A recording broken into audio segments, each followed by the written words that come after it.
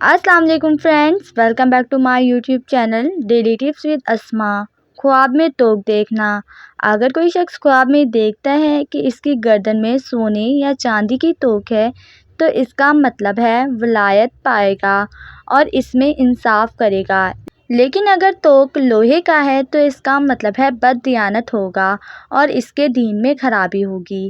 جبکہ اگر کوئی شخص خواب میں اپنی گردن میں توک دیکھتا ہے تو اس کا مطلب ہے جھوٹا دعویٰ کرے گا، لیکن اگر کوئی شخص اپنی گردن میں سنہرا توک دیکھتا ہے تو اس کا مطلب ہے ولایت پائے گا، اور اگر تانبے یا لوہے کا توک دیکھتا ہے تو اس کا مطلب ہے کسی سے جھگڑا کرے گا۔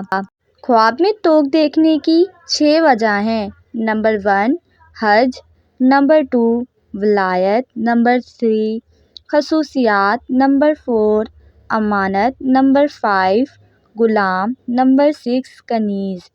فرینڈز، اگر آپ کسی بھی خواب کی تعبیر جاننا چاہتے ہیں تو کمنٹ باکس میں کمنٹ کریں۔ Thanks for watching. اللہ حافظ۔